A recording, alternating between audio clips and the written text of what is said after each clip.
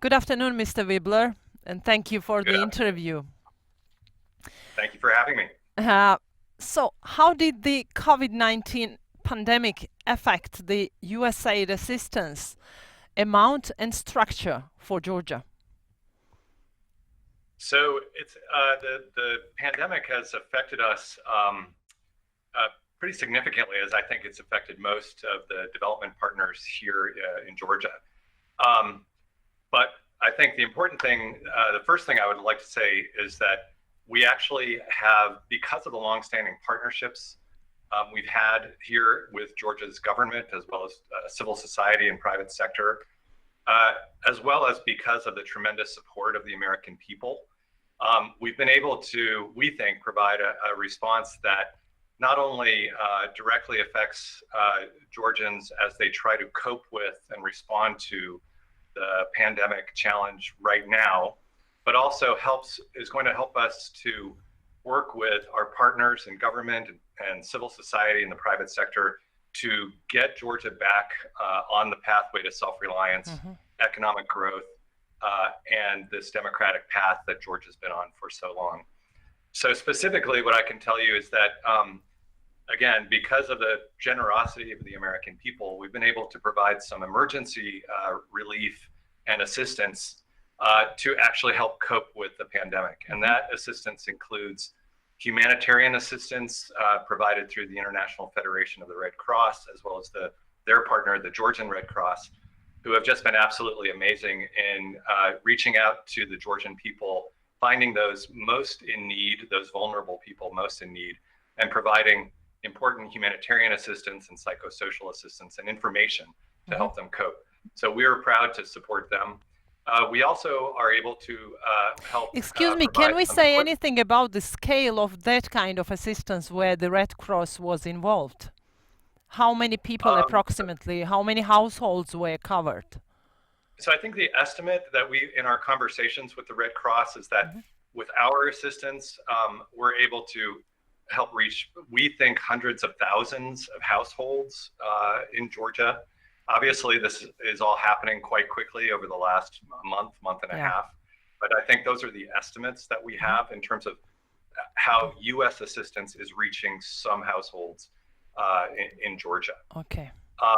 The other part of our emergency response is that we're able to help with procurements for the National Center for Disease Control of lab equipment, test kits, as well as what we're calling, I think, distance medicine, in other words, kind of video equipment and other types of communication equipment that helps medical professionals in Tbilisi, in Batumi, and other parts of the country talk and work with each other because of the extraordinary challenges that we face in terms of travel here in the pandemic. I see. So, and we're also, so that's an important part of our emergency response as well. So, as I see, there are different range of activities the USAID has supported so far. So can we say more about the scale and the character of each, apart from the humanitarian issue, which you already covered? Sure. So, you know, as I said at the beginning, one of the things we're very proud of at USAID is that we've been working here in Georgia for so long. We have such strong and real partnerships as well as human relationships with the Georgian people. We've been able to reorient or refocus or take a lot of our existing programs that we're focusing on economic growth, agriculture, social development, education, democracy and governance, and retool those to really focus them on the current challenges here in the pandemic. So, for example, we've been working with, in the governance field, we're working with the Civil Service Bureau to help the Civil Service Bureau develop guidelines and new protocols, new ways of working for civil servants, not just in Tbilisi, but all across Georgia, to work under crisis conditions, including helping them to develop work like telework and other types of protocols that will help the government continue to provide essential services, which are much needed during this crisis situation. So we're also helping to, as I mentioned, in our education programming, which just launched about 2 months ago, we're also helping to work with our partners in the education ministry to really advance their distance learning curriculum, which is like they were planning to do anyway as part of the massive Georgian economic or education reform. But we, because of just synchronicity, we're able to partner with the ministry, and as a result, we've been working very intensively. Our team has been working very intensively with the minister and his colleagues to really kind of see if we can find some development opportunities coming out of this challenge.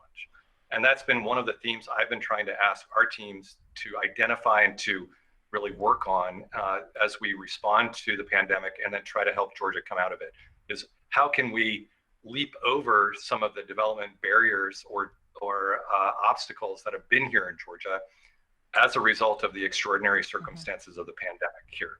So the education distance learning kind of advancement is one area where we think this was the direction of many educational systems across the world anyway, including the United States, including many in Western Europe, the European Union. I think this situation caused by COVID-19 represents, in a way, a development opportunity for Georgia to really accelerate its planning and its institutionalization of distance learning here for all of Georgia's schools. So that's how we're responding in terms of governance. We've also made some tremendous responses, I think, in terms of our partnership with Georgia's civil society. Through our access program, we've been able to, I think it was probably about two weeks after COVID-19 first appeared here in this country, our Access Civil Society program actually announced a grant competition, which I think was the first in the country, for civil society organizations to help out in their communities. We got such an overwhelming response from this grant competition that we're actually planning a second round. To date, we've made 15 grants to organizations all across the country to provide information to communities about basically basic hygiene and public health types of information. We've also supported a number of grants to help combat the misinformation that we see, unfortunately, coming out. We know we know where from. Yeah. I think it's not just one source, but I think this is not just a problem or a phenomenon in Georgia. We've seen it across the European Union and in other parts of the former Soviet Union as well. Unfortunately, in these types of crisis situations, it's a perfect breeding ground for rumors, misinformation, disinformation techniques. So working with civil society, we've been able to get them some resources so they can help debunk some myths and stop the spread of misinformation in their communities. And that includes, by the way, some of the national minority communities here in Georgia, which are so important to Georgia's democracy, and which are often some of the first targets of misinformation coming from outside the country in particular. Not only, so unfortunately, not only from the outside of the country, unfortunately. We've all been watching the news about Facebook pages and those types of things. The last thing I wanted to say, Nino, is just that we're also the economic recovery here is going to be so critical, and USAID, because of again our longstanding partnerships, and because we, thanks to the American people, had the economic resources in place already. We've been able to really work with our partners, whether it's in the Ministry of Agriculture, the Ministry of Economy, our partners in the National Food Agency, private sector farmers who have been partners of ours in some way or another for many, many years. We've been able to really work and reorient some of our programs there. So, for example, we're working with farmers on hygiene and kind of sanitary methods to make sure that they're treating their products in the right way so that they can be resold efficiently in either local markets or hopefully when the borders open up again in European markets. We have also been working with our partners in the tourism agency, which is obviously a major driver of economic growth here. The Georgian National Tourism Agency is a key partner of ours under our economic security program. We've been working with them to help them develop plans and really concrete strategies so that when we are in a position here in Georgia to open up for tourists again, which we're all looking forward to, they will be able to target the sort of optimal countries that can come in a way that's going to be safe for Georgians and for the tourists coming in, but also most economically efficient and effective. We've also responded to requests from the Prime Minister's office for technical assistance and advising to help develop and design strategies for coming out of the economic crisis. And so we've responded to those requests positively as well. None of this would have been possible if we didn't have the long-standing relationships and solidarity with not only Georgia's government, but Georgia's people and the key actors in civil society and the private sector that we can just build on and then and move forward with to try to address these like really, really significant challenges that face all of us.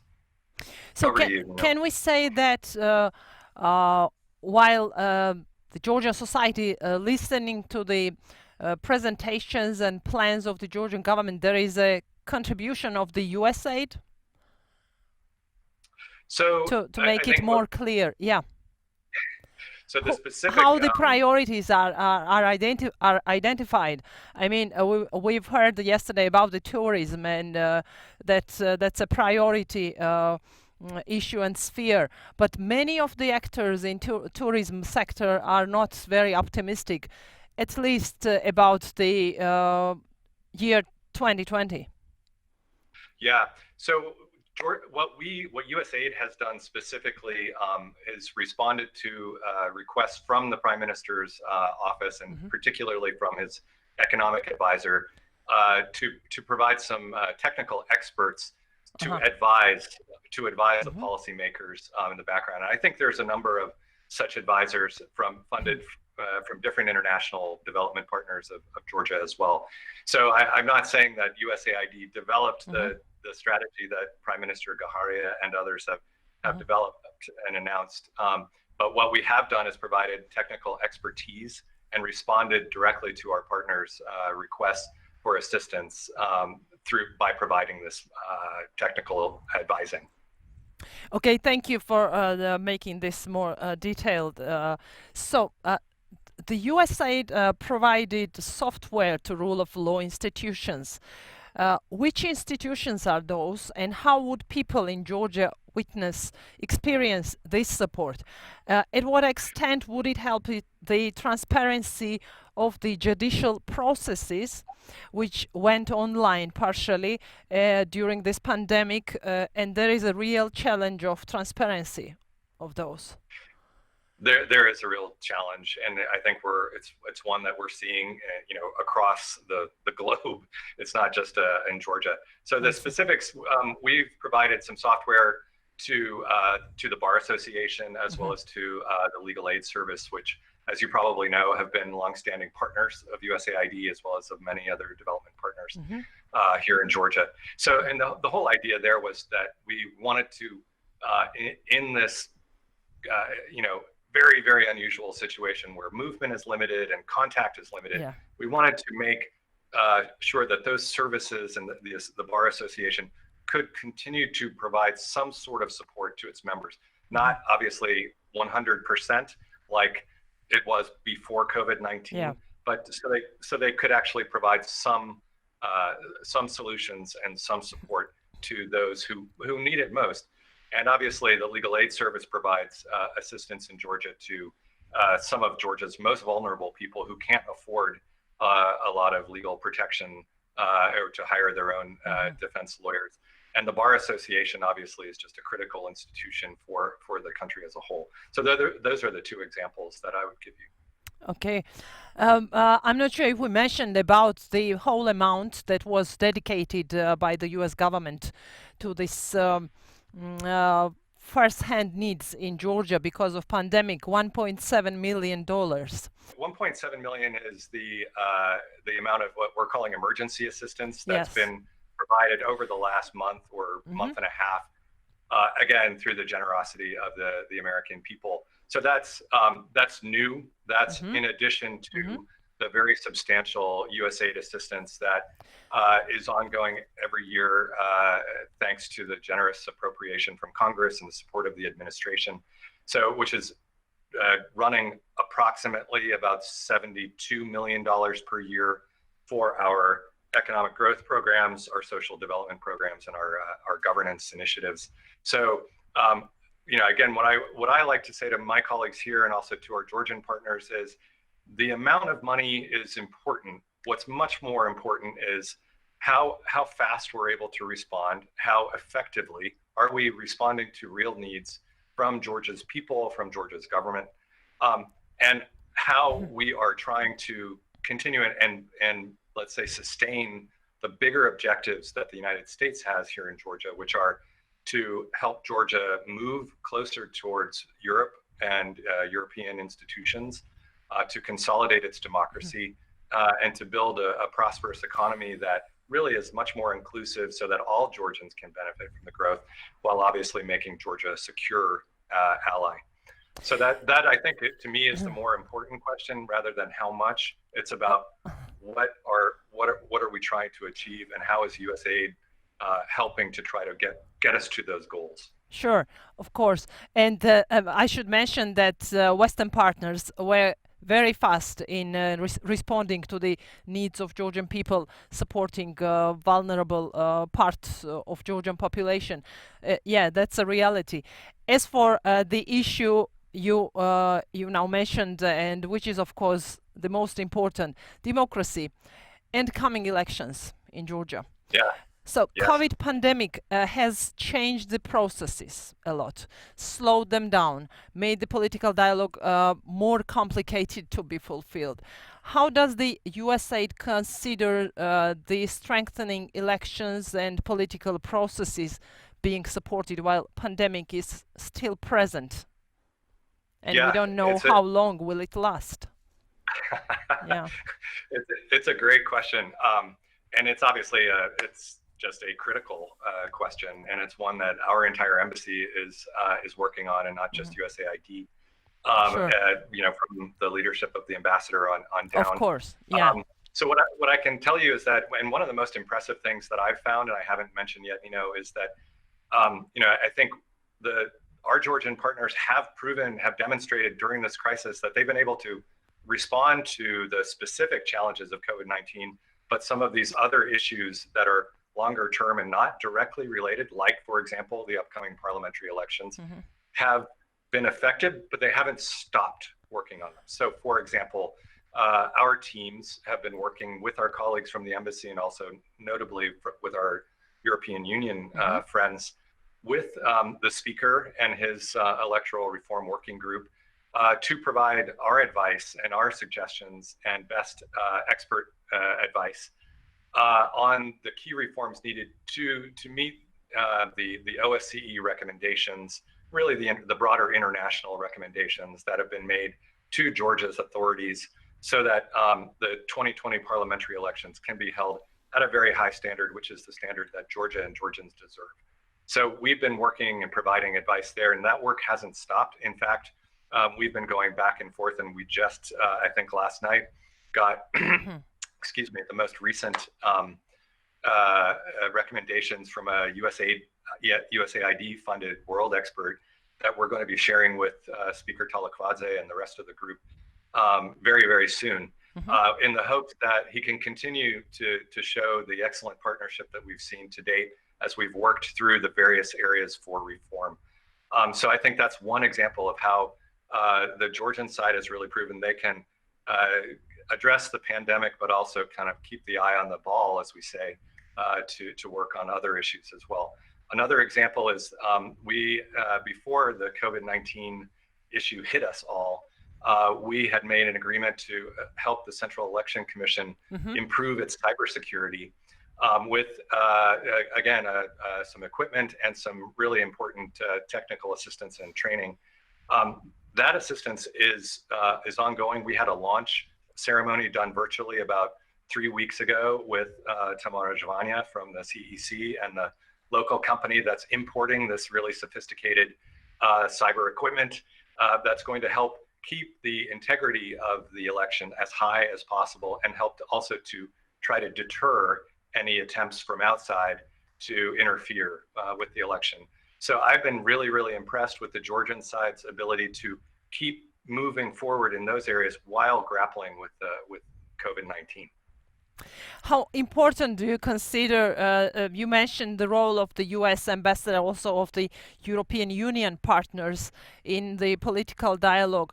How important do you consider the fulfillment of the conditions that were agreed on March the 8th between the opposition and the majority party? I think we consider it to be very, very important, and I think the ambassador has spoken about this publicly, and we just have constantly been making it clear that, you know, as an aspiring democracy, Georgia, you know, we do expect Georgia to meet the recommendations that a lot of Georgia's international friends have made, and that ultimately will lead to a stronger, more competitive, more democratic electoral system. And so I think these commitments and the efforts, the good faith efforts that Speaker Talakfadze has made, as well as all the members of the Electoral Reform Working Group, I think they're just very important. I know we've made some progress so far, but we haven't gotten there yet. And obviously we look forward to really meeting all of the requirements that the international experts have outlined as being those ones that are most important for Georgia to reach.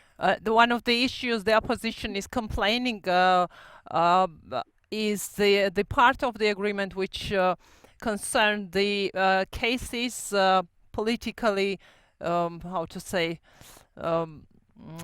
politically motivated, linked to the politics, I mean, cases, and the prisoners, several political people. So do you expect that part to be fulfilled also? So, you know, I think what I would say, Nino, is like we really are. I think the American position that the ambassador has outlined is that we do expect all sides to deliver on the commitments made at the March 8th agreement, and it, you know, that was obviously that agreement was made before the COVID-19 situation really sort of expanded here in Georgia. But at the same time, so the situation has changed to some extent.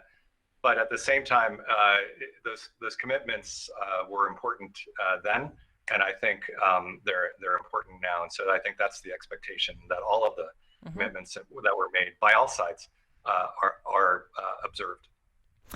Thank you very much, Mr. Wibler. Thank you. Thank you very much. I really appreciate it.